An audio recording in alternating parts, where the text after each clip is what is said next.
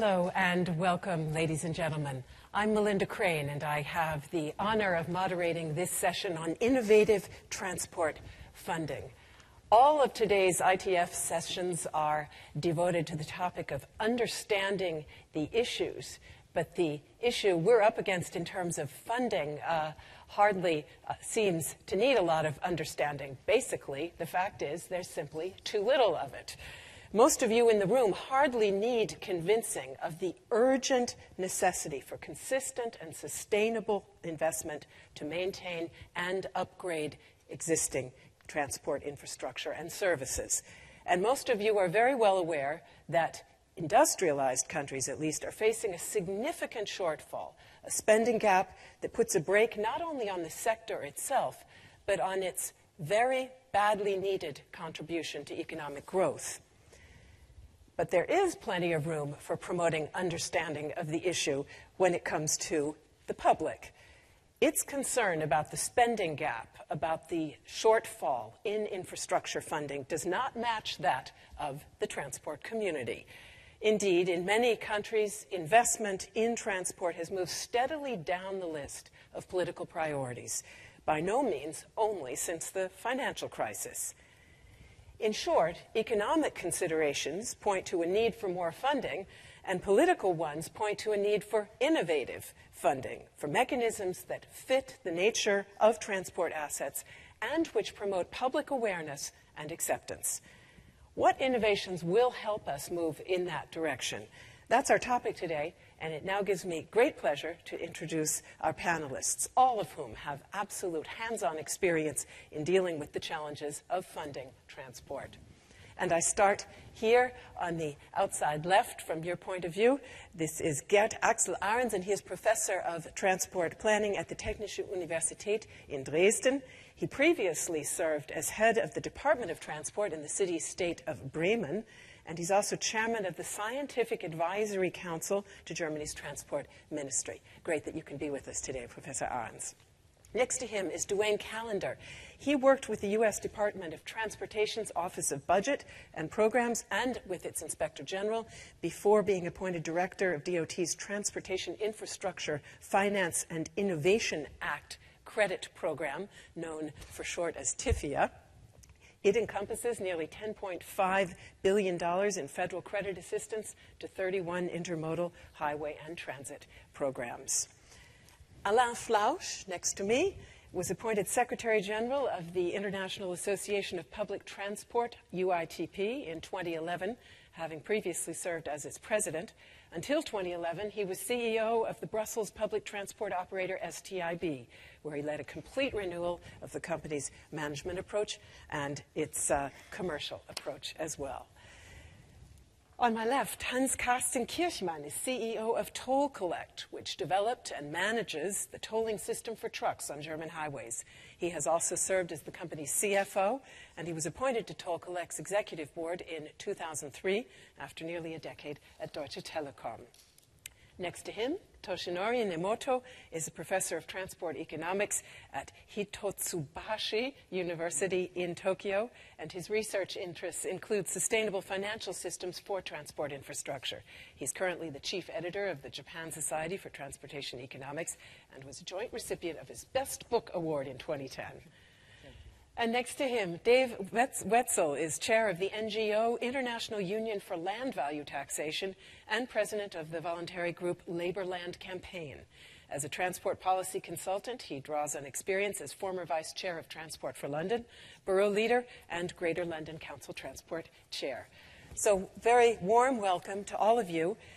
I'd like to start out with a broad review of the shortcomings of current funding mechanisms. How grave is the spending gap, and how much awareness is there in your country or region about that shortfall? And I'm just going to go right down the row and ask each of you to answer that briefly, if you would, please.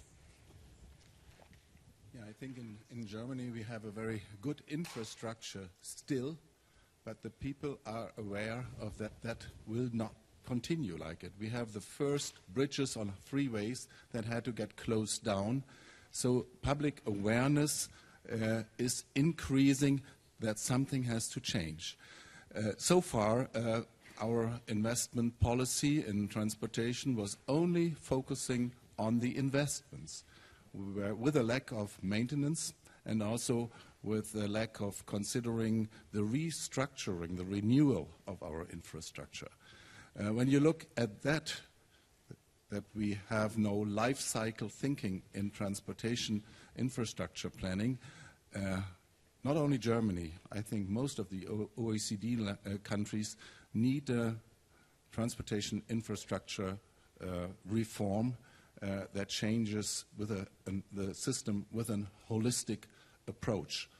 Of course, the public will not be very fond of when they have to pay more, but that is probably what will be the outcome of it.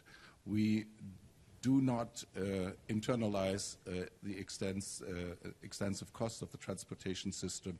The public and the interest group only see what they pay in terms of energy taxes, which is twice as much than we spend for the roads, and therefore there is resistance.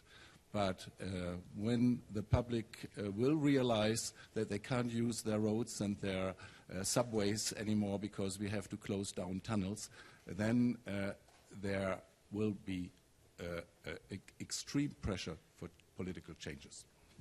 Thank you very much. Dwayne Callender. Thanks. I think similarly in the U.S., there are growing transportation needs, growing congestion, but there's still a need for more education on the behalf of the public in terms of what the true costs of some of the infrastructure is. We've got larger projects that need a real mix of funding in order to get funded or financed ultimately, and the public is always going to be somewhat resistant to paying user fees, paying tolls, paying for what they sometimes look at as transportation that's already paid for. But we have more projects that are coming online that are starting to acclimate them to that. They can see the benefits. I think when you can clearly show what the benefits are, what they're getting in real time, it makes the conversation a little bit easier about charging for some of that infrastructure.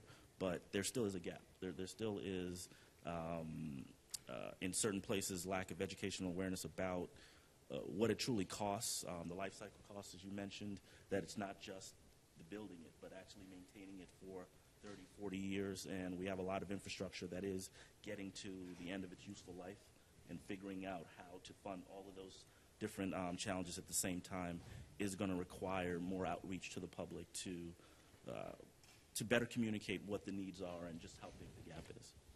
Thank you. I'm going to give this one to Alain Flausch. That way you can keep that one.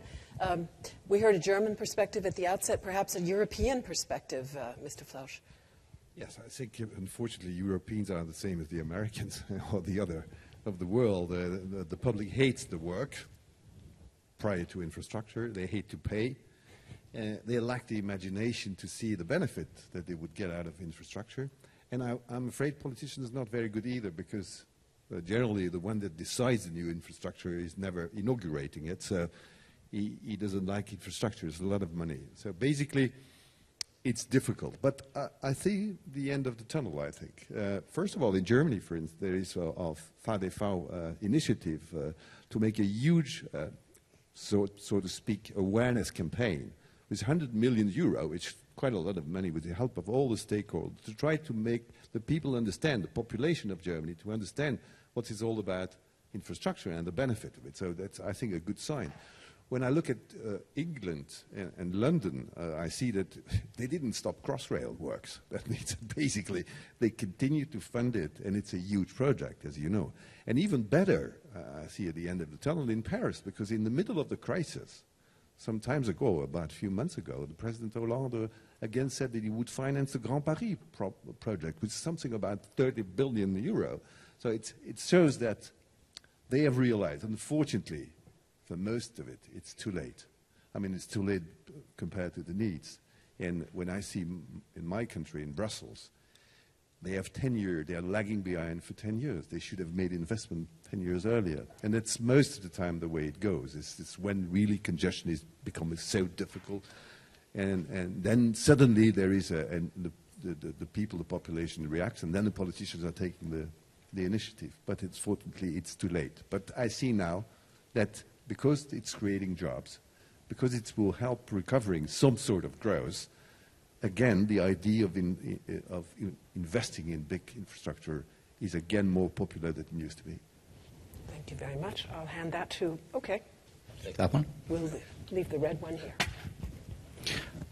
Let me start from a different point where Mr. Ahrens was coming from. Ladies and gentlemen, most of you also not perhaps always coming from Europe. Just think 25 years ago. Welcome to East Germany. This would be East Germany. And in the meantime, in these last 25 years, severe things have changed. What did change? A lot of money was put in infrastructure. How was that money put into this infrastructure? It was taken from the federal budget, taxes were diverted to put severe investments into that area. And this was and is taken in the public opinion for granted.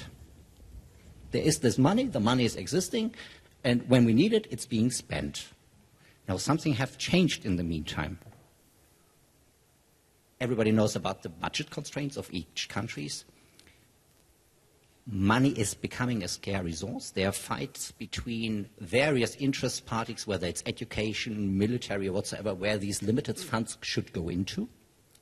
And the discussion is, how sexy is investment in infrastructure? How do we make that change? I'm not that positive as you, Mr. Ahrens, saying it has reached the public awareness. It has reached. Luckily, you have, unfortunately, to say, by one event.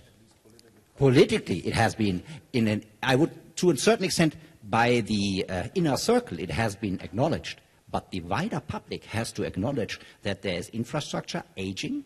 Above 50% of Germany highway roads is older than 30 years. So money needs to be put in. What, unfortunately, I have to say, is better than to make it transparent for the public when suddenly a road, and there has been the A1, the River Rhine crossing, had to be blocked for heavy trucks. And this is suddenly something where the public awakes and say, what's wrong? Something is happening here, has never happened before. The locks on the northeast channel had to be repaired. It had to be blocked. So there are certain things, but I think we still have to do more in generating public opinion that the funds which are required are not anymore sufficient in the old scheme, and we have to tackle new schemes. And the willingness has to be created in public opinion. There is one important fact to add. We had a cross-political party commission that did an investigation of the financial system, and they came up with a figure of 7.2 billion euros per year that are missing after we did bring everything, after we made everything all right. And almost half of this money is used in the municipalities. Don't forget those. They should be also part of the whole system. Thank you. Okay. In the case of Shinkansen express train, we have relatively sufficient fund, but in the expressway, we have a funding shortfall. Shinkansen between Tokyo and Osaka, for example, is very busy and profitable. And Japan Railway company is planning to build a new line along the old line with maglev technology. But the situation is very different in the case of expressway. Last December, we had sort of a terrible traffic accident caused by old tunnel. The ceiling was broken down and 9 people were killed. And the national government conducted emergency nationwide checkup.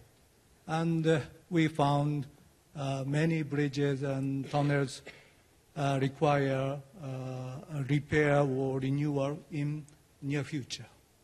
But the present toll revenue cannot cover all these repair and renewal costs. So we have to restructure or redesign our charging system concerning expressway. Thank you. Thank you. Dave Wetzel. In the UK, The public don't like paying high fares on the buses and the underground and the mainline railway system. They don't like paying taxes on their wages and on their trade, sales taxes, in order to finance public transport. And we have politicians that have been courageous. Ken Livingstone introduced the congestion charge in London. When it was first introduced, it was £5 per vehicle. Today we have a Conservative mayor in his second term of office, Boris Johnson, and he's increased that to £16. But of course that's not really intended to raise money. What it's intended to do is to deter the traffic from central London, to make the streets safer for pedestrians, for cyclists and for buses. And what I feel is, if we're not going to be able to spend more money from the taxpayer and not spend more money from the users of the service in the fares that they pay, we need to look at new, innovative funding. And to me, the most obvious source is the beneficiaries. And the people that benefit most financially from a good public transport system, from a good new motorway or road, is the landowners. They charge people higher rents, or they sell their land for higher prices because of the availability of good public transport or good roads. And it seems so obvious to me that that's where we should be tapping into funding our renewed transport system. One of the problems we have is on the underground, it was a 160-year-old system. And the Labour government, my government at the time, introduced PPP, public-private partnership, which we opposed at TfL and opposed at City Hall. But nevertheless, it was imposed, and it was a complete failure. And now those private companies are pulled out, and the tenders are being let by Transport for London. We're running it directly, the PPP. People are fickle. They want a new underground railway system, but they object when at weekends their trains aren't running on a particular line, because obviously you can't renew the track on a system like ours without actually closing the system down for those times. And it was the same when we were building the trams in South London. Everybody in Croydon objected to the roads being dug up to put these tracks, these rails, into the ground. And they were all hating the idea of having a tram system. But now it's operating, nobody in Croydon would want to lose it. Thank you very much. We're going to come back to the question of those PPPs a bit later on. But I'd like to stay now as we move into looking at different potential mechanisms that could amount to innovative funding, to stay with something that all of you raised, namely, how do we make that link more clearly between costs and benefits? Several of you mentioned negative examples. A tunnel ceiling falls down, locks have to be shut down, bridges closed off. Obviously, people then realize what is occurring to their detriment. But how do we make that link in a positive sense? That would be one of the things I'll be interested in as we look at some of the different mechanisms. Now, Dave just mentioned beneficiaries. You made the claim that the people who benefit most from transport are the owners or users of facilities nearby. But of course, we could also say that taxpayers in general do also benefit from a good public transport system. Clearly, also, users benefit. So the question is, how do we best distribute funding over these various categories, classes of beneficiaries? And that, too, is something that I'd like to talk about now, looking in particular at some of the specific mechanisms. And I'll start out with you, Alain Flausch, because the UITP has had its Transport Economics Commission put together a toolbox on innovative public transport financing. And I wonder if you could give us a few of the highlights on that. Yes, you know the idea is that the public transport community was generally made of engineers, very good technical people, but not very good at finance. That's how it was. So the idea was to equip our community with tools that will open their eyes onto the many sources of revenue that they can have. And so this is a toolbox, instruments to help them looking in many directions. And of course, the first one is about revenue from the traffic. There's lots to do in this respect because, you know, eventually not in England or in the Anglo-Saxon world, but in most of the continental countries, speaking about rate card, tickets, fares, is always a very sensitive issue. And politicians believe that if they raise the fare too much, they will lose the next election and that they will eventually lose ridership, which has been totally wrong and demonstrate for a long time, as long, of course, if you don't raise the fare by 20% 1 year. You have to do it progressively, inflation plus something for replacement of your equipment, all this. But this needs a lot of pedagogy because lots of people do not believe this. And so the first thing is working on your fare. Then eventually you can also have a revenue strategy, like, you know, like they do in the airlines, about yield management, segmenting between your different type of customer. Maybe in peak time you would pay more than you would pay off peak time. Things of that sort can be also devised. And then you can also work on your secondary revenue. Places like in Hong Kong where, you know, 20% of the revenue of the MTR, the operator in Hong Kong, is coming from advertising, from leasing commercial facilities, things of that sort. So you can work and first increase and be less dependent, because that's the whole purpose, less dependent from public money, at least for your operating cost. I think that's something where our sector needs to be a little more grown up, if I can use that word, is to try to be less begging for money from the state. The money hasn't that much money. And if we can stay on our own feet and develop enough revenue so as to basically cover our operating costs, then we can leave to the state the investment part of it, which basically you'll never find a private company ready to own a tunnel of metro for 100 years. That's really part of the role of the state. Now, if you go further on, that was the user charge. Then if you go further, you would go on what David has just mentioned as the beneficiary. So you could go on you know, for instance, the congestion charge, which was just mentioned, but also levy on parking, because that's also quite a good instrument. You can also do what they did in France, like the versement transport, which is the employer, which is paying a tax. Once you have more than 10 employees, you have to pay something. And it's a third, I think, of the revenue of the local municipality for transport purpose. You can also go on the land capture, like David mentioned. So that's all the beneficiary type of charge. And so my message would be, besides looking for private money, which is something we may come back to later, the idea is that we have to find the right balance between taxpayer money, user money, and beneficiary money. And of course, there is no recipe to say this is the best balance. But every politician in his own life should know first that he has this possibility, and they should find the right balance, which makes it acceptable by this constituency of his own. Dwayne Callender, the U.S. is certainly in search of that right balance. The Highway Trust Fund, chronically underfunded, now looking at, I think, going into the red in 2015 again.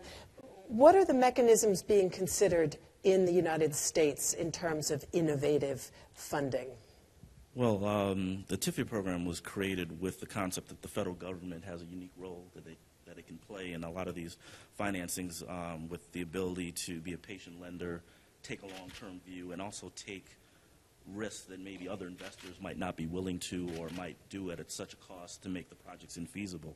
So a lot of the projects that we funded on, you mentioned that we have a portfolio of about 10.5 billion existing. We have another 17 billion. Keep that microphone close to your mouth. Thank you. We have another 17 billion available over the next 2 years.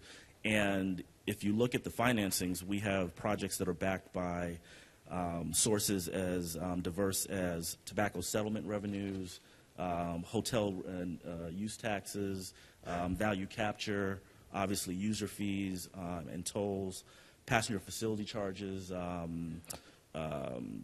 lease payments, et cetera. So a lot of that is being driven at the local level in terms of municipalities taxing themselves or coming up with additional revenue sources to fund transportation, because the ones that are currently existing have not been enough or will not be enough going forward in the future.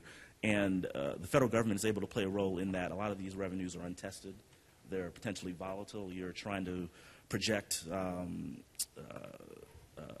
user demand or user behavior over a 35-year, 50-year period, and the federal government can step in and help to smooth that out. And indeed it has in the past. Exactly, to take a subordinate role, take a little bit more risk, be flexible in terms of amortization, look at the risk obviously a little bit differently than the private sector would in terms of profit and full and timely payment, take a more long-term or patient view.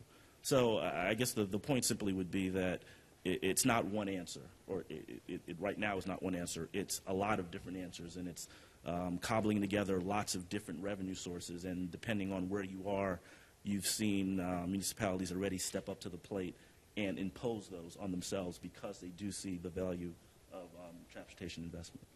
Let's try to identify some of the trade-offs between the different potential revenue sources and perhaps also the advantages that they might have dedicated to one use as opposed to another one. And I'd like to come to you, Mr. Kirchmann, to talk about user charges. The reason for the introduction of toll collect, of course, was the sense in Germany that users, including most especially foreign trucks, ought to be carrying a larger share of the burden for funding transport. And if anything, funding from general tax revenues has become more difficult since introduction of the system. At this point, many of the federal states are saying we need to extend this user charge system to all of our roads. Would you say that's where Germany's headed? Let me come back to the history, because when I started earlier on, I talked about unification. It's a good example going back. What happened at the time when unification happened? We mainly had traffic from the south to the north, that way. We had less traffic due to the Iron Curtain from the east to the west. And with the opening of the Iron Border, suddenly we had traffics from Poland, Czech, going all through to Belgium, to the harbors in Amsterdam, in Rotterdam, in Antwerp, in all these places, Netherlands. And we had to find a way, because we suddenly realized, hey, the truck coming, for example, from Poland refills his car with the gas in Poland because it's cheaper, goes to the Netherlands and drives back. And he is avoiding paying anything because he doesn't refill his tank in Germany. And therefore the thinking was, it was pretty simple. How can I make sure that if someone is using the system, to make sure that he is willing to pay his burden, his share? And at that time, the decision was taken to do this thing, what we are doing nowadays as satellite tolling. And interestingly, the public in Germany was willing to accept it, and also the German haulier companies, because about 38% of these revenues being generated are nowadays generated from foreigners also. This was the argument also for the German hauliers to say, I'm willing to go that path. So this is the historic side. And of course, and you read it in the press, and it's high on the agenda in all these discussions we have now, the politicians are thinking, how can we increase the 4.5 billion of revenues we are generating as of today? And they're talking about private cars tolling, they're talking about 30,000 kilometers on federal roads, they're talking about various schemes. I think one thing every politician should ask himself first, what is my aim? What do I want to, do I want to just get money? Do I want to have perhaps steer traffic? And here we come back to this public acceptability, because I think you just can't sit like a knight in your castle and everybody who's passing down there say, give me your money. You have to be, sorry for being more sexy, you have to give something in return. For example, real-time traffic information. And that's something where the industry then comes in place. If the politicians make their call, what is their biggest priority, which way they want to go? And I think they just can't go only with the thing, I want to increase taxes. They have to give something in return for public acceptability. Mr. Nemoto, Japan is also working with user charges, but apparently toll revenues have not been sufficient to cover maintenance and repair. Are you looking at other models like distance-based user charges? Is that a direction you might want to go in? Okay. We regard user pay principle very important. Shinkansen and expressway services provided by private company. So these services are financed by user charge without government subsidy. So as you know, Japanese railway fare and expressway toll are very expensive when compared to those in other countries. And but as you mentioned, the toll revenue is not enough. So we are planning to redesign the toll charges of expressway. Now, a task force is established. I'm a member of this task force, and we will propose, hopefully, in a few months. And in my opinion, I like heavy vehicle distance-based charges is most, desirable funding method, because large vehicle are responsible for road damage. It's very reasonable that we expect their contribution. Okay. I need a devil's advocate now to challenge the idea that we can simply add on a lot of distance-based user charges and have that on top of fuel taxes, and nobody's going to protest, Professor Arndt? Well, I doubt that. Your basic question in the beginning was, are the consumers aware of the benefits of transportation? And I think nobody is aware of benefits when he doesn't have to pay anything for what he gets. That's a basic rule, in my opinion. And our expensive infrastructure systems very often are financed by taxes. And taxes you don't feel. And how your tax money is spent, what quality management makes it spent efficiently is also not a public issue. Quality management, as Mr. Kirchhoff said, is a very important issue, the quality the consumer gets. So it's very hard for me to be an advocate and to say the variable costs for transportation should be set in a way so that the consumer realizes he has to pay for what he gets, and that is a fair, recognizable deal. Very hard to come with, but that's the innovative task, the challenge we have to deal with. I would not like the idea to say government is no longer responsible for our infrastructure.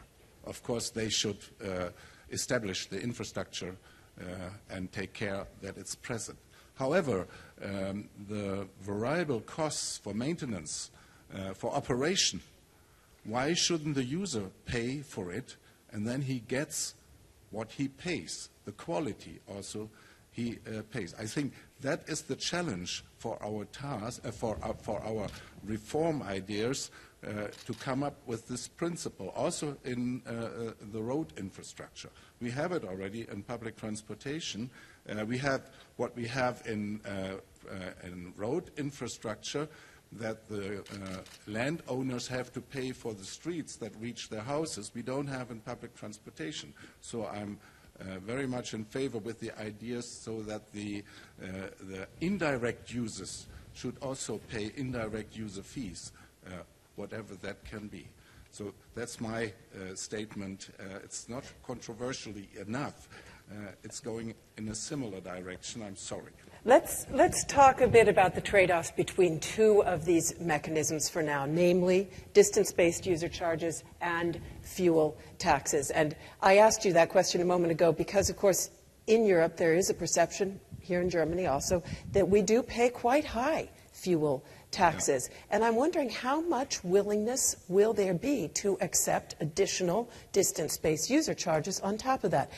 Particularly if we say those fuel taxes are there partly to cover environmental costs, congestion, and so on, shouldn't they logically be declining if we decide to impose distance-based user charges on top of them? First of all, I want to repeat again, if the tax is used for the infrastructure and the distance user fee is used for operation costs and maintenance costs, then that would be a clear explanation. So what am I paying for? And if we come up with that rule, I think in addition to realizing for the consumer that he pays for something he gets value for operating, we didn't talk about that issue. The extra value is that we can do a much better demand management with user fees. I mean, peak hour pricing, such things we can do only with user fees per kilometer and not with a vignette, a sticker you pay a certain fee for.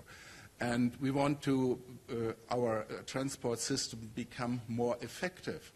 And it doesn't really make sense to build infrastructure for peak hours where we have then empty capacities the rest of the day.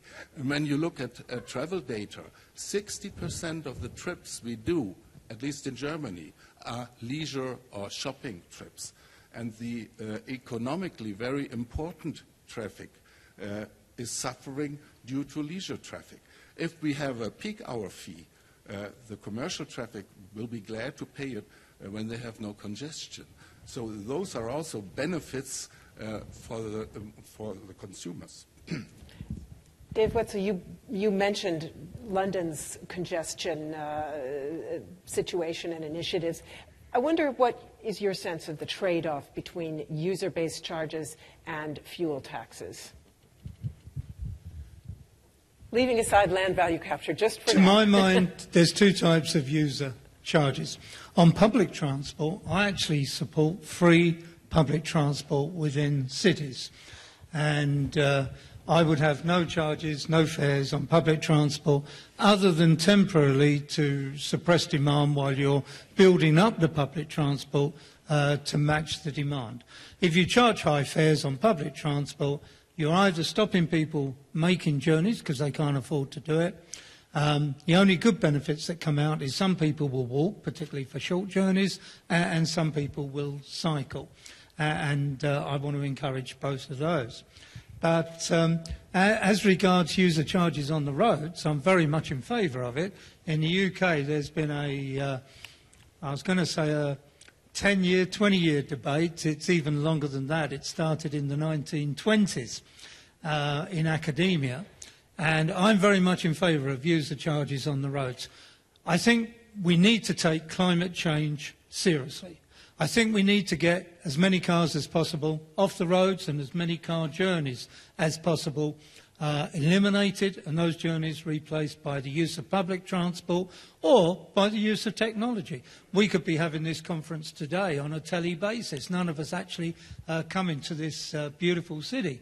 My organisation does this every month. We have members in Australia, Canada, United States, South Africa, and we all meet together on Skype, which is not the most modern of technology available, and we find it absolutely ideal. So let's think about having, yes, user charges on the roads, but no user charges on the public transport.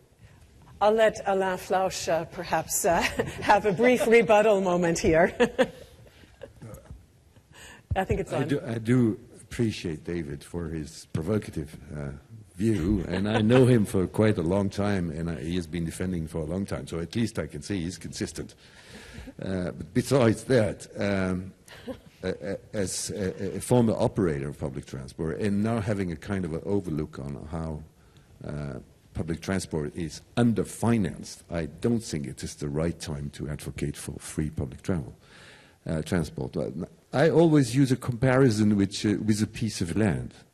If you have an abandoned piece of land, after a while, a few weeks, you get garbage on it. Then after a while you get bands of young people strolling around it, and after a while you get drug traffic. And I think that will be the same with free public transport, because in all society, you like it, you don't like it, but everything has a value, unfortunately expressed in monetary terms, but that's the best regulator that we have today. And so people that are paying, they are paying for a service. Once I step on a train or a bus, I pay for the service to be transported. And what I want, and that's confirmed, but I think what you said, Professor, is in our survey, the price is never an issue. Maybe it is in England because it's been skyrocketing from time to time.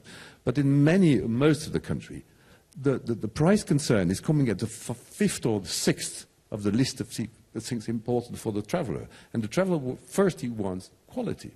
And as long as you provide him with quality, a service of quality, then he's ready to pay it, because if he was using his car, he would also pay lots of things. A car is awfully expensive. I think really, without having to go up to the price that are used in England, where I think it's pretty much expensive, I agree, because it's basically a system where at least it is pretended that the price covers the cost, which I'm not sure of. But let's make it clear that if it is this way, what I advocate for is to make a mix, whereby the user would pay because he would respect the service that he gets, but he doesn't pay the full cost, because part should be taken by the taxpayer as a kind of a planning, land planning, and the beneficiary would do the balance. And all that together would make public transport less fragile as it is today, because once, there was the example of Boston at the time of the crisis where, lines were cut just immediately after the first financial crisis, because the county of Boston couldn't afford it. And that's not acceptable, because from a social viewpoint, I mean, people couldn't go to their work. So I think by having a diversity of sources of revenue, then you make a real business of public transport, and then I think government can rely on this as being the mode of the future of transportation, at least in urban areas. Dave, is there an automatic link, would you say, between higher quality, higher price, lower quality? Certainly often looks that way. No, in 1981 I was the chair of the GLC, the Greater London Council's Transport Committee, and we cut the fares on London transport by 32%, and at the same time, quite easily actually, the previous Tories had a overtime ban, so we improved the quantity of public transport just by being prepared to pay drivers, operators on the trains and the buses overtime. So we increased the quantity of public transport to meet the increased demand. Even taxi drivers of a certain age tell me today that they remember those days, because it only lasted 6 months before a Tory judge stopped it. But they remember those days because they could get around London much easier in their taxis with very little traffic. But I think if you actually use, and I'm sorry I've got to say it, land values to pay for your public transport, we can have a good quality public transport system. The business people are happy to sit on a bus together with the char lady. There's no reason why our public transport shouldn't be clean of graffiti, clean of litter, safe, reliable, dependable, modern technology. We can see what time the buses come into our bus stop. I was using the trams last night, and I was using them, well, it was free for me because I got this ticket. But it seems to me that it's not a trade-off. If you have a free public transport system paid for by the main beneficiaries, who are indeed landowners, they charge higher rents for the land where there is good public transport. If you use that income, and where does land come from? Did landowners make the land? Is there any justification for taxing land values? Of course there is. So my argument would be that you can have a good quality public transport system and either have a low fare system or indeed a free fare system. Toshinori, please. Land prices determined by many factors, not only the transportation system, but also water supply, sewage system, and private effort, such as planting trees in their properties. So it's very difficult to separate increased value of land influenced by transportation improvement. But we have an exceptional successful case in Japan. In a high growth period in Japan, a developer named Tokyu Corporation constructed a railway line and new town at the same time in a short time of period. And they are successful in internalizing external benefit. But I think this is very exceptional. It's also owing to high economic growth and high demand for residential properties. We cannot use this scheme anymore in Japan. I think in developing country, emerging countries, they could, I suppose. But in Japan, at least in Japan, we couldn't use this scheme anymore. I'm going to let you address that in one moment, Dave. Sorry, can I add another brief point, perhaps, and then let you address both at one time? And I'd like to bring Alain Flausch in on this with the question about versement transport. You mentioned it before. It's the French initiative that essentially also looks to capture a certain value, namely the value to employers that they get when public transport is extended into their area. Any employer above 9 employees does pay the versement. Now, this was intended to do precisely what David suggested, namely to provide a means of funding to the public transport system. But as I understand it, cost coverage in public transportation is nonetheless going down, and the versement transport has not perhaps provided that steady, consistent stream that had been hoped. Am I right on that, Alain Flausch? Yeah, remember that this was, I think, invented in the 80s, and most of my French colleagues would tell me that it was a miracle, because if they would start again today, nobody would accept it. So it was really a window of opportunity where they created this, and there is no other example which can be compared to this. Now, it still provides, I think, a third of the means needed by public transport. So if that were disappearing, I think the whole system would collapse. So it's already, now it's not enough. I'm not sure that the public transport developed so much, although the last few years in France it has been going better in terms of ridership.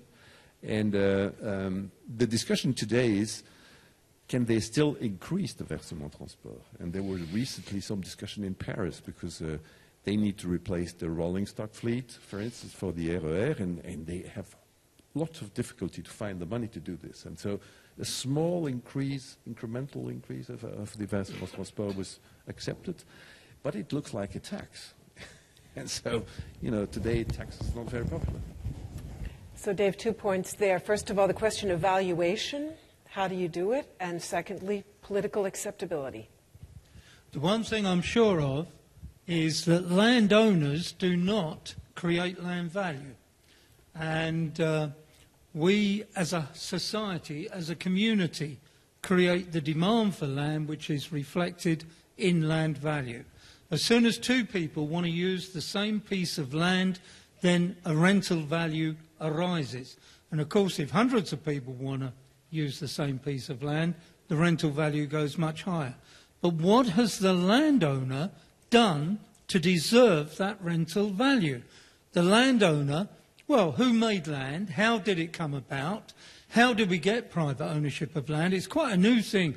Mankind's been walking this planet for over 200,000 years, and yet it's only been the last 5,000 or 6,000 years that we've even had a concept of buying and selling land.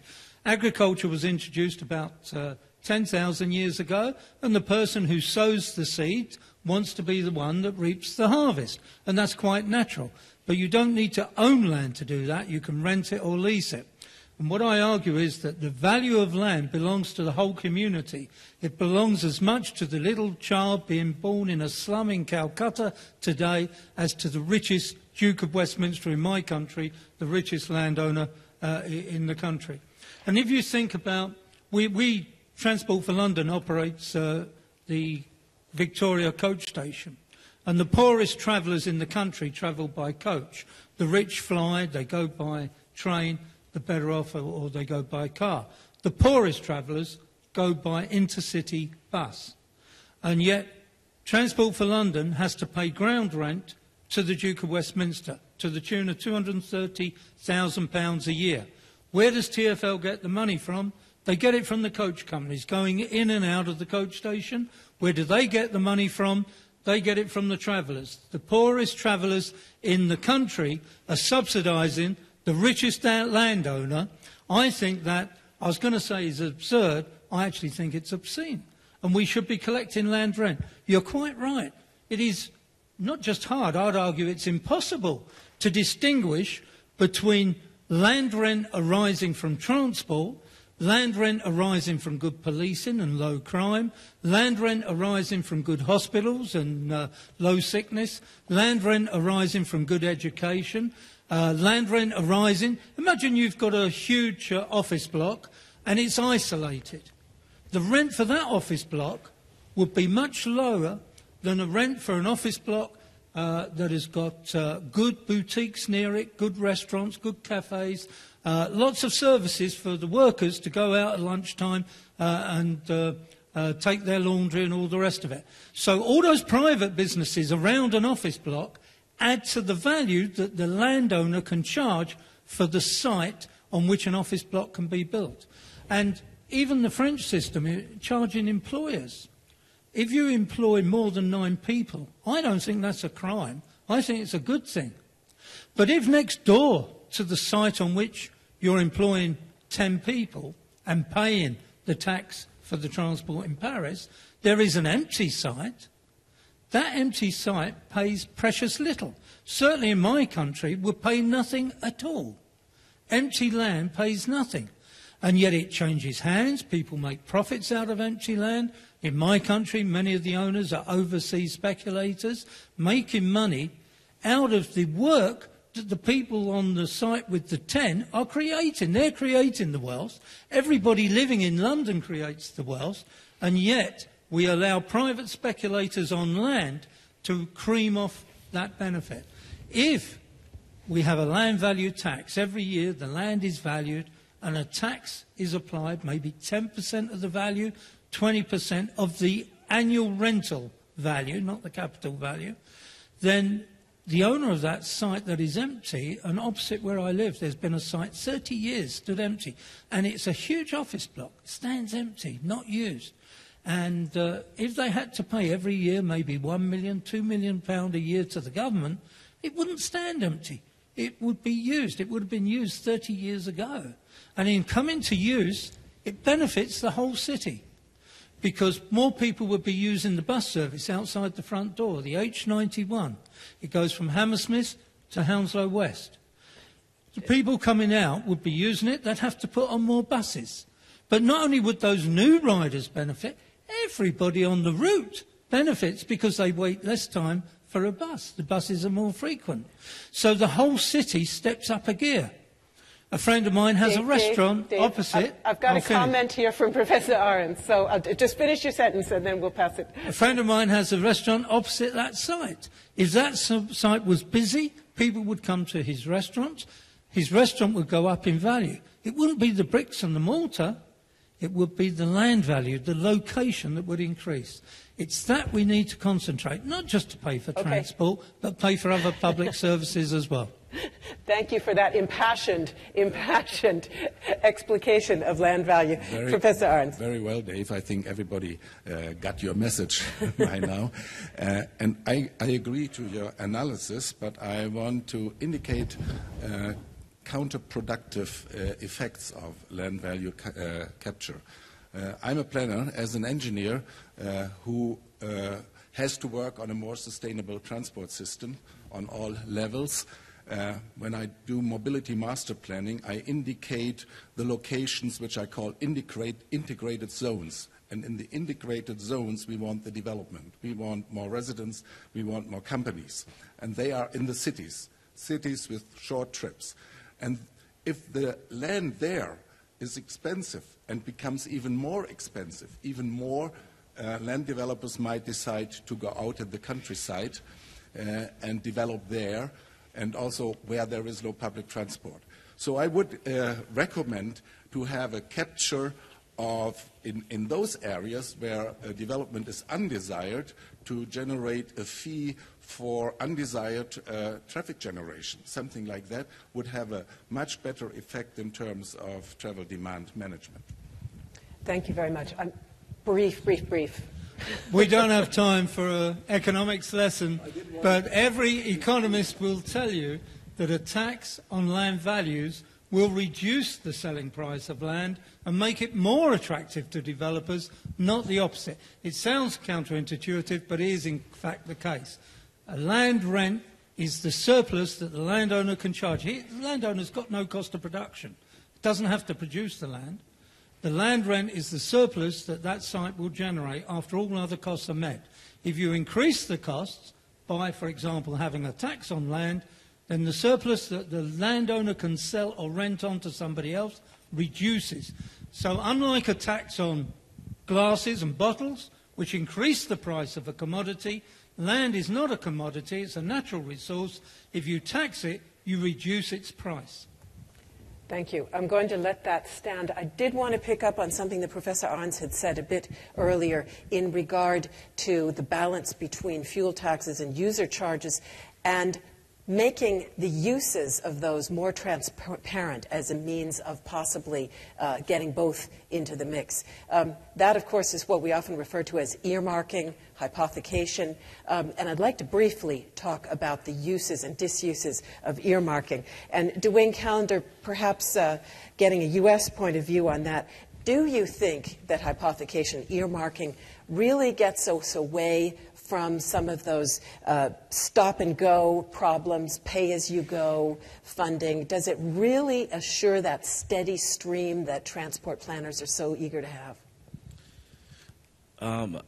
I guess my opinion would be that the needs are what really drives the conversation, that it's not even so much earmarking or not, it's the overall investment that's needed. And going back to the conversation of who benefits and making the benefits clear to the users, and whether you're able to wall off certain revenues for certain purposes or not, that obviously that's an important conversation. But understanding the magnitude of what the investment is, and understanding the ongoing magnitude, beyond the capital costs, the life cycle costs, and factoring all of that in, versus, other needs, obviously there are needs all across the spectrum in terms of investment, I think is more important a little bit than whether it's earmarked or not. I mean, there have been different attempts to wall off revenues for different purposes, but in the end, the revenues are insufficient themselves in terms of the amount, whether they're earmarked or not. So. Do we have a consensus, do you think, at least among planners, Toshinori Nomoto, that earmarking only makes sense if you've got a very clear plan in advance about the strategy you want to pursue? Yes. Actually, we had a road fund. It was established in 1945, 54. But this fund was abolished in 2009. Before, fuel tax earmarked for road project only. There was a consensus between government and road users. But the Ministry of Finance wanted to have a free hand to allocate tax revenue for various purposes. And this fund was abolished. But as I mentioned, the fund is, insufficient. So we have to redesign user charges. So we need to introduce some relationship with sources and expenditure. Otherwise, we cannot get acceptance, particularly among road users. So I think some sort of earmarking is indispensable to introduce new charging system. Hanns-Karsten Kirchmann, do you have some thoughts on when earmarking works and when it doesn't? Honestly speaking, no.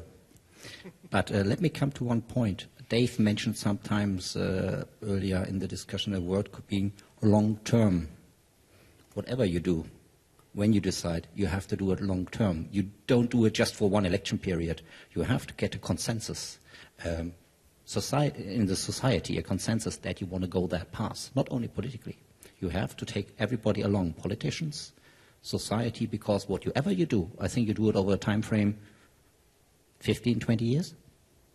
And for that, you better make sure that in the beginning you get a wide consensus and talk about it pretty early. How does that apply to your own business? There's much discussion about the future of toll collect, what happens after 2015. Let me put it that way. There's much discussion about how the government can ensure the revenues it generates out of it. 4.5 billion minus the 500 million we have overall, 4 billion. How to ensure that these money, which is about 1.6% of the overall federal budget, how to ensure this source of money to be generated constantly over 2015, and I would even say over 2020, 2030, to ensure that this money stream stays. That's the discussion we have. And this is a political discussion. We are the servant of the government, I said, and they will make their call. They will make a decision. But I'm pretty sure what we have managed in the last 10 years was generating 32 billion of euros for the German government over the last 10 years. It's quite a number. Sometimes user-based charges are said to be more expensive to collect than, for example, fuel taxes. Is that a disadvantage? Let's face it, we generate 4.5 billion and our operational expenditures are about 10.6%. This is not a number. What I generate, this is the official number of the Fed, and I can see it in my P&L, and it's accurate what the government states. I do not know whether this is expensive or not. I'm pretty sure we are, for sure, compared to others, not expensive on that side. Because what you're getting, you get an operating system in place, working 24 hours, 365 days, 64 days, and it's working absolutely perfect from the first start of operation. So that is absolutely quietness in the public opinion. The unions are not complaining, the haulier companies are not complaining, nobody is complaining, and it works. It does it purpose. And of course, this triggers the event, what can we do more with it? I think it will not stay the question how to ensure the 4.5, but what else can I do? What else makes politically sense and socially sense to widen it? But, you know, I do my job. This is running a system, and someone else has to do his job, is a political decision how to continue it. And I stay out of that ballpark. Let me make one point. We always talk about mineral oil tax. When we talk about long-term, what will actually happen to the mineral oil tax? Nowadays, the German government, I think, collects 32 billion per year on mineral oil tax. We are talking about new engines. We're talking about whatsoever. How will this develop in the next 20, 30 years? I have a personal opinion.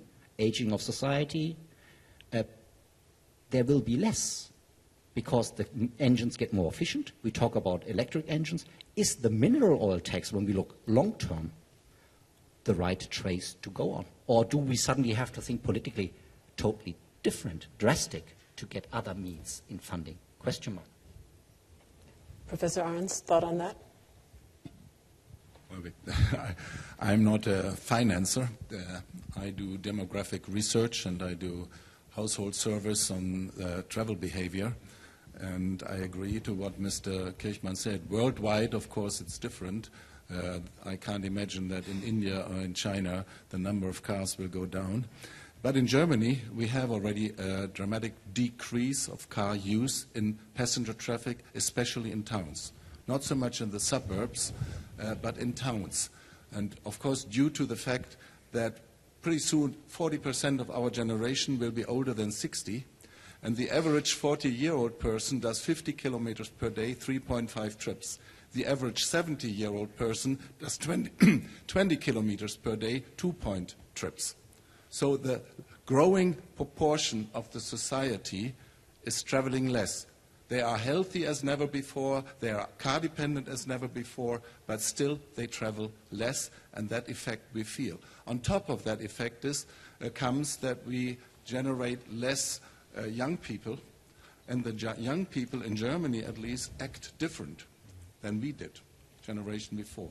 My numbers from 2003 to 2008 show that the young adults, 28 and younger, 30 and younger, use much heavier public transportation.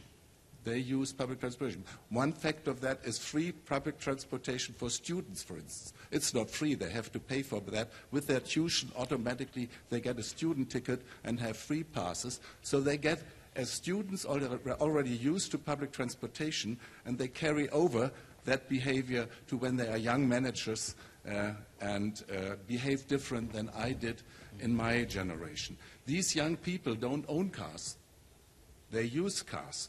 In my generation, those who were ecologically orientated did the traditional car sharing. Nowadays, we have the flexible car sharing by the automobile industry. When you walk around in Berlin, you see every minute you see a Car2Go, Drive Now, BMW, Mercedes, public cars. The young people just open a door and can use cars without owning them. So they are mobile without owning a car and without paying for parking for it. The number of households without cars increased in Germany. And in Berlin, a city like Berlin, 46% of the households have no car. That is not a minority of people. So this is where the direction goes, and policy, when we are seriously about CO2 reduction, has to push that development. And I think, when I think of transportation financing, that a permanent decrease of mineral oil taxes, which is calculable over the time, does much less harm than a sudden political decision that the transportation budget will be cut by 20 or 30% from one year to the other. And that effect we have to suffer very often. Or when I look at the municipalities where the people who are in charge for public works, for the public streets, they have about 10% of what they need to maintain the streets nowadays. Those are the problems we have to solve with whatever kind of money. And user fees for maintenance and operation are the more reliable approach in comparison to taxes. Now, there's one mechanism that we have addressed only in passing as we have talked about the other ones, namely public-private partnerships. Dave Wetzel gave us his thoughts on that early on in the discussion. I would like to address it now briefly, but again also in passing because I want to come to audience questions. And so I'm going to ask each of you now to say very briefly what you think is essential that we get that long-termism that Mr. Kirschmann referred to a moment ago. What do we need from policymakers and planners to do that, and how do PPPs fit into the picture, keeping in mind the need for long-term strategic planning? And I'll ask Duane to go first because we did just hear from you, and we'll come back to you at the end, Professor Hanns. I guess what I would say is that our experience has been that P3s are one of, everyone uses the same term, one of the tools in the toolbox. They're not the answer. They're part of the answer. Not all projects are suited to P3s. The biggest issue always being, what's the risk transfer? Why are you turning this into a P3? Why is it appropriate for a P3? What is it that the private entity can do better, more efficiently, cheaper, potentially, than the public entity? What risks are important for the public entity to keep? What would not be appropriate to transfer to the private sector? So those are all the discussions that go into what makes a good P3, creating a flexible environment that they can operate in so that they're not hamstrung by restrictions, but they also still have the protections that the average citizen would want. You know, there's always a built-up fear of P3s. You know, inherently the profit motive means that the public is not going to get what it needs. It's not going to get, you know, the public good. It's just enriching the private sector. Very important with that, you know, in the P3s that we've seen has been the outreach, has been the education that happens long before you even enact a P3 to educate the public about what they're going to get, what transfers, what risk transfers, why are you doing it? You know, what is the public getting? That there is risk on the private side. You know, it's not just a one-way bet. The private sector is bringing money to the table, they're bringing expertise, but they're also taking risk and they're sharing that with the public entity. So, you know, we still have a fledgling P3 market, I guess you would say, in terms of large-scale surface transportation, but it is growing. There is interest. There's a lot of discussions about transfer of the revenue risk, you know, and what's appropriate to keep with the public sector and what's not. So I think all of that goes into it, and then obviously there are different conversations happening in different places in the U.S. in terms of some municipalities have embraced it fully, have used it because they have the need and they have no choice but to find other types of investment, and some are a little bit slower to fully embrace it, and some of that might well be education. So. Okay, and then briefly, if you would just look at that toolbox as a whole and tell me, in terms of the long-term needs for growth, for sustainability, do we have all the tools there that we need, and what does the tool maker need to be, or the tool user need to be bearing in mind? I would guess I would say that it's still evolving. You know, obviously there's still a gap in infrastructure investment that we haven't solved yet. That's still being deliberated right now. At times it seems that some of these things happen in their own time frame. You know, you can't do a P3 until the public is ready to do a P3, until you have legislation in place, you've gotten a few other projects around that others can look at and see that they're successful, can see the benefits, and can kind of prove out the model. You know, even P3s that run into trouble work as they're supposed to in terms of who's taking the risk if you've properly structured it. So I think that kind of more projects on the ground help make that story, help reinforce why they're a necessary part of the picture. And I think in terms of, you know, what needs to be in that box, more to come. You know, there's still conversations about municipalities developing new revenue sources, developing the willingness to impose taxes or other types of fees on themselves to fund these projects, and some of that is still, you know, in the pipeline, I guess I'd say. Alain Flausch? Yes, just coming back to what you said earlier, one of a good example of hypothecation is the versement transport, which was a success. But anyway, regarding the P3 or P in PPP, whatever you would call it, I think we had a problem in Europe because of the London experience. I mean, this was the very pioneering time, opposed by part of the local authority, and it became a mess. And I think with this kind of instrument, there is a learning curve. And there was an interesting session this morning at 9 o'clock about PPP. And they tried to make a summary of the difficulties that they were facing with PPP. And after, you see that 20 years later, it's going much better. That, you know, authorities have built some sort of knowledge, and they can handle it now, which they couldn't do it at that time. And so I think today it's one of the example, one of the tools that we can use. But I would try to widen up a little bit. What I think is important in terms of long-termism, as you use the word, is to try to commit the state or the authority. And one way to commit the authority is to have a contract. And I think every time, my personal experience, once you make a contract as a public transport company with your state, they still are afraid of violating it. And so if you make a contract for 7 or 9 or 10 years with the state, and then 1 year they're not ready to pay what you were supposed to give, they have really in trouble. That you can use that argument. It's a very strong argument for politicians. Say, look, you're going to violate the contract. Are you sure you want to do this? And when they make the allocation of budget, they consider that this minimal allocation is a kind of a stumbling block, and they cannot touch it. So I'm a lawyer by education, and I think contracts is a good way to commit the state.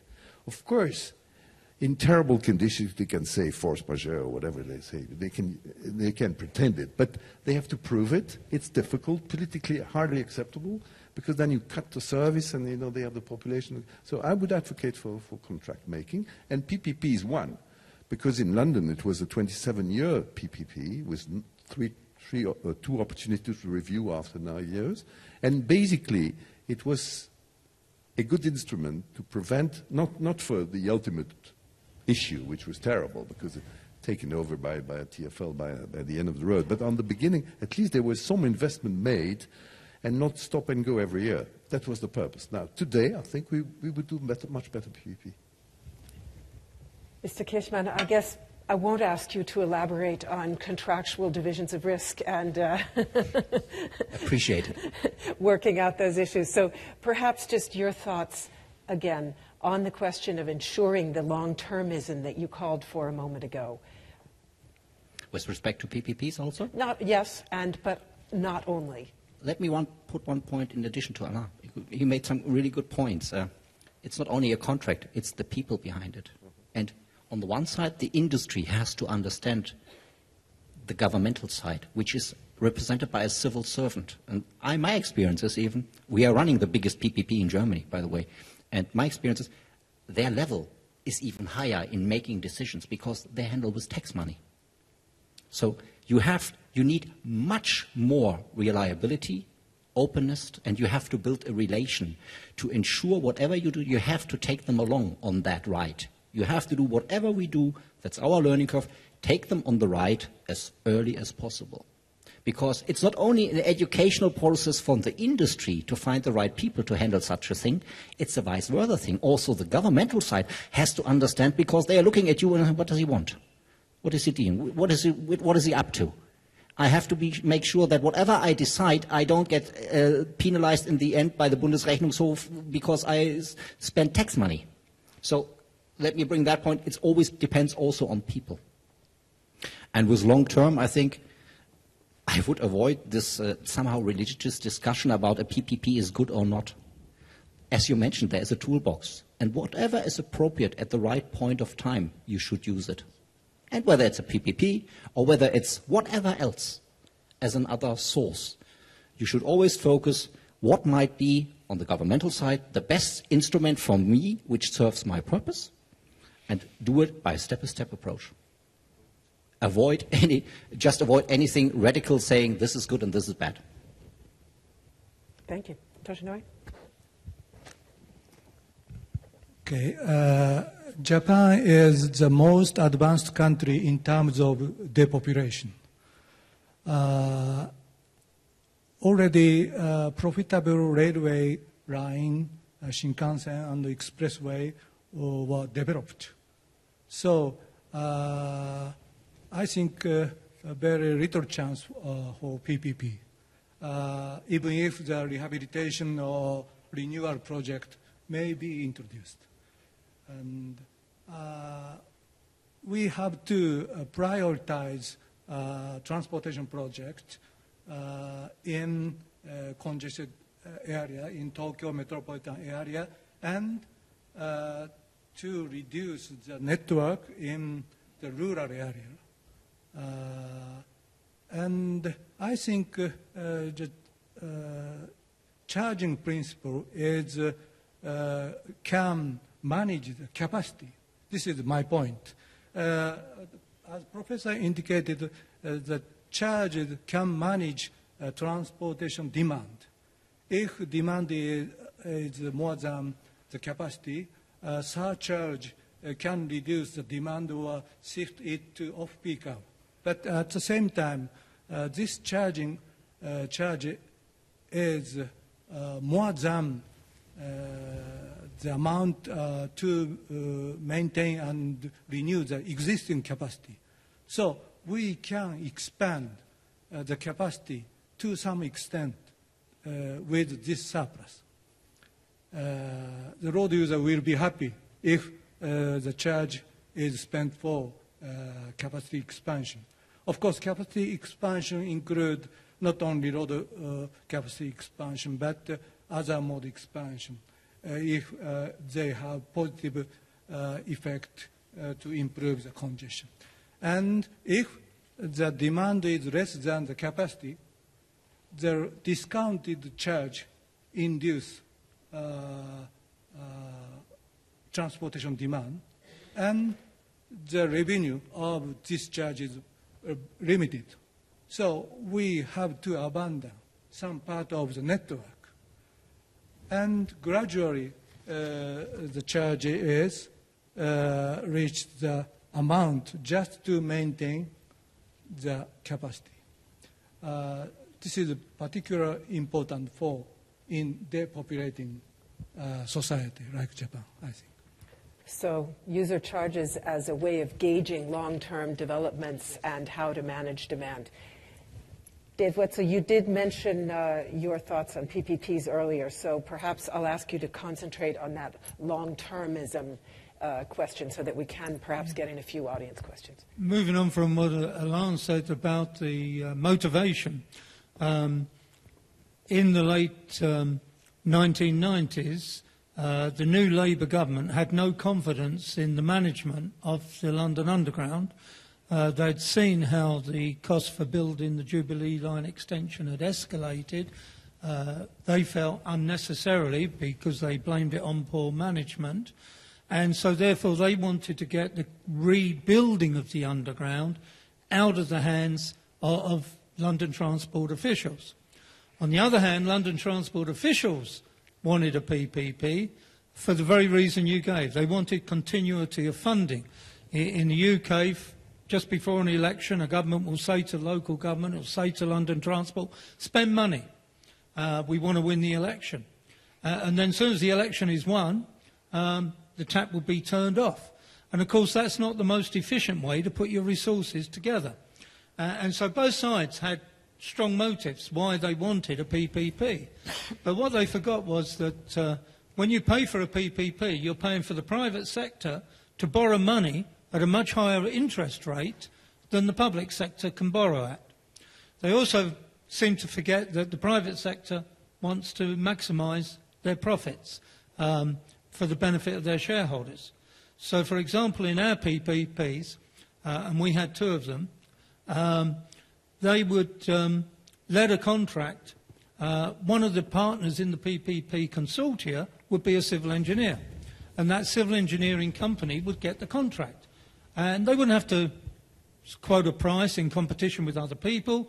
They would quote a price that suited them and their shareholders, and the work was given to them. No competition at that time. The competition had been 2 years previously when they'd been competing against other PPP applicants. The TfL, I chaired the Health and Safety Committee of Transport for London. We might want to use to change a signal in a tunnel because there have been a lot of SPADs, a lot of signals passed at danger by trains. And we thought that by moving that signal, we could make it safer. The normal cost of shifting a signal in a deep tunnel would be about £50,000. But there was no price for us in being able to compare with the PPP company. They would just quote us $250,000, take it or leave it. And those were the sort of factors that were wrong. You could say it was something that was wrong at the time the PPP was established, that the people that negotiated it should have foreseen it. There were penalties. If they did things wrong, there were penalties for the PPP company. But, for example, if they closed a railway down over a weekend and by 3 o'clock on Monday morning they hadn't finished the work, they should finish what they were doing, make it all safe for the trains to run at 5 o'clock in the morning and come back the next weekend and complete. But, of course, that's very expensive. So instead of doing that, they would pay the penalty and the trains wouldn't start running till midday. That was no good for the passengers, but it was all okay with the PPP because the penalty wasn't big enough to actually get them to do the proper thing for the public. So I'm horrified. Last year I went to China, I went to Africa, I went to Latin America, and PPP is being sold by private enterprise to the transport operators in these environments. And I'm horrified by that, and I think that a lot, and they all thought it had been good and marvellous, and they only heard good stories of PPP. So certainly people need to be educated more about it and realise there's good things and bad things. Okay, I have a brief answer from Mr. Kirchmann, and then I would like to at least try to get in a few audience. That's fine, because the last sentence sealed everything. It tends to be too negative. And I have to say, you need to have the right counterpart. And I can assure you the BMVBS, the German Ministry of Transport, made a good contract with us. Every penny I save nowadays, 50 cents, half of it goes to the German government. So it depends also which sides are sitting together. Yeah, very brief, if you would. Okay, I want to make it fast. I think the discussion we are having here is about what can we do to increase the window of opportunity for innovation and improvement in financing and in the transport system. And I pointed out that the future will not be monomodal, it will be multimodal, and that we have to think in wider ranges. And I agree with Hans Kirchmann, when we want to become more multimodal, we have to cooperate much better. We have to become better in strategic thinking and planning, and have a stronger relationship between financing and planning. And for that we need new umbrella organizations which structure the transportation area so that we can come up with multimodal solutions. And there I don't care so much who does the job, whether it's public-private partnership or the government does it, but we have to come up with these new structures and achieve the goal. So one of my major messages is get away from financing certain measures, open the window for innovation, and finance goal achievement. Mm-hmm. A toolbox is only useful if you know what you want to build. 3 audience questions, very briefly. I'm going to bundle them. Here we have one, here we have one. Do we have a microphone in the room? Yep. So this gentleman, if you'll raise your hands again, please, so that the ladies with the microphones can see you. We'll take this gentleman, this lady, and this man here. This gentleman first. Thank you. Hello, Thorson from the International Federation of Pedestrians. I've just wondered why the word has not come ahead in this debate here, walking. About a third or maybe half of all the trips in urban areas are walking. So just a little of investment in walking can give much surplus for all your needs. Think about that. That's one thing. The other thing is that walking a little more will always give better health. And that will also give surplus for other investments, maybe for part of yours. So that was just what Arns was saying now. We need, let's say, a wider look at it. So therefore, I didn't like, but I have to say it, so much your comment on a dramatic drop in car use. It would have been dramatic if it had been for walking. Thank you very much. And in fact, walking was mentioned by Dave Wetzel, I believe, earlier on. I have a comment or question here. Yeah. My name is Dietmar Winkler. I'm editor of Verkehrsrundschau, which is a magazine on transport and logistics in Germany. And I have a question for Mr. Kirchmann. You said with Toll Collect, you could provide also some additional services to the users, and also you could take control of when people should use the roads. Nothing of that so far happened. What is the reason for it? Is it not the will of the politicians? And the second part of the question, we have a discussion about Toll Collect here in Germany. Maybe the government could take over Toll Collect in next year. What would be the advantage or the disadvantage for the users of such a solution? Thank you. I'm going to take one more question and then we'll get the answer here. The blonde lady over in the third row.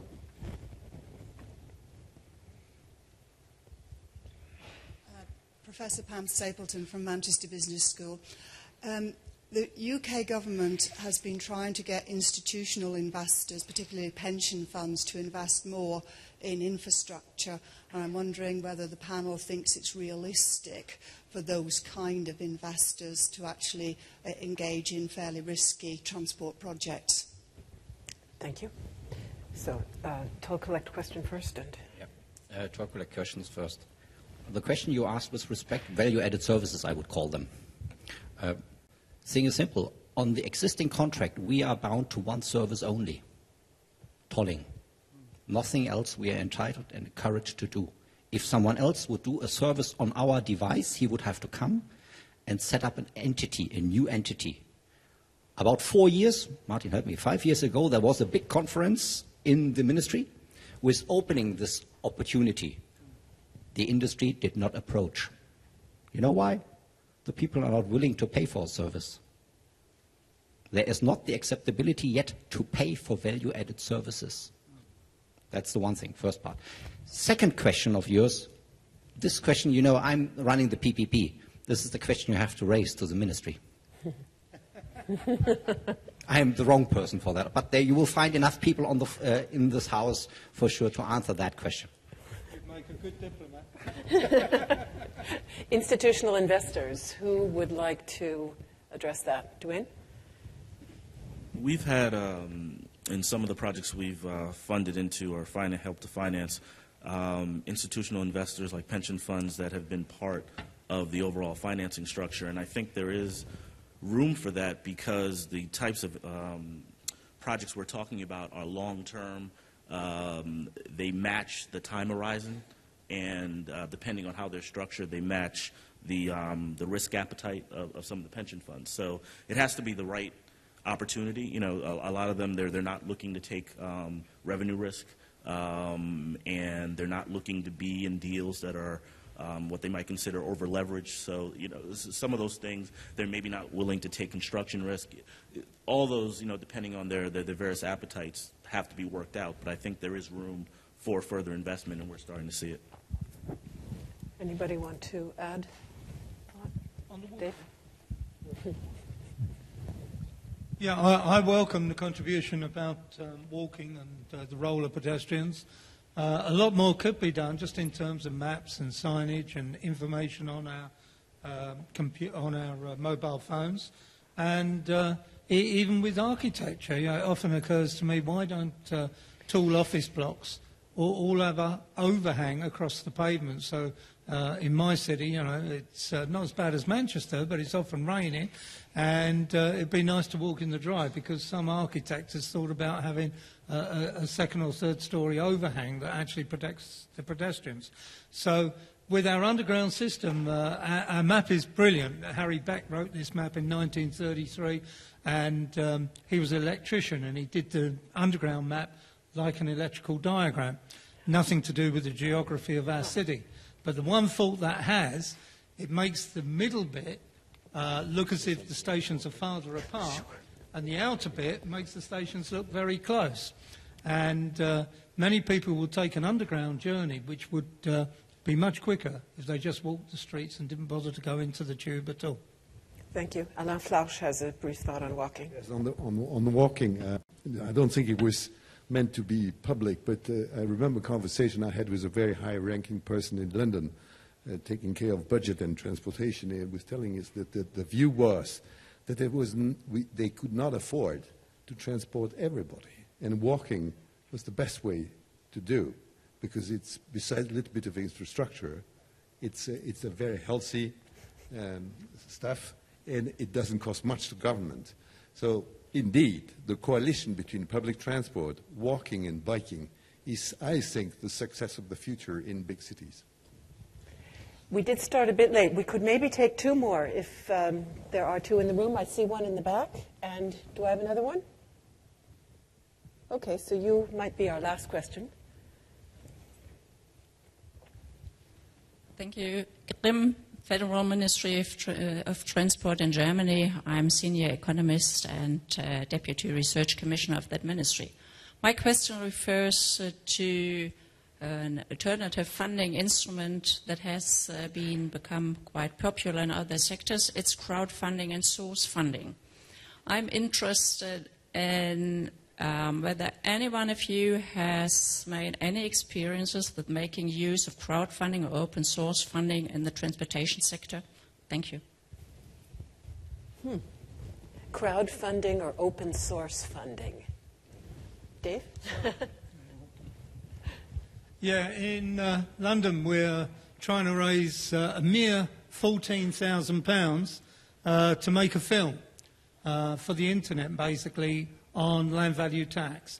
It's only going to be a 20-minute film. We're going to do a 5-minute trailer on YouTube. And we've gone to crowdfunding to achieve that. It's a new experience for us. We haven't done it before. We've raised at the moment about a third of what we need to raise. And we've only got about another 10 days because you're limited by the number of days, 31 days we can use the website for to raise it. And the people that pledge don't pay a penny if we don't reach our target. Our target on the site is £9,000 and we need to reach that. But it's a new experience for us. I don't know how you might explain, as an economist, how that could equate to public transport funding. I can see that for a small entrepreneur trying to raise money to make a film or write a book or do something personal, but I can't quite see how we would try and fund building a new road or building a new underground system out of source funding through crowds. Can you tell me, have you got any ideas on that?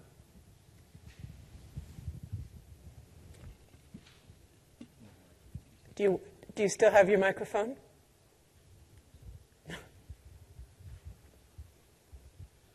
Well, I raised that question because we have the problem that the amortization rates of transport infrastructure are much too long if we compare it to the accelerating speed of change.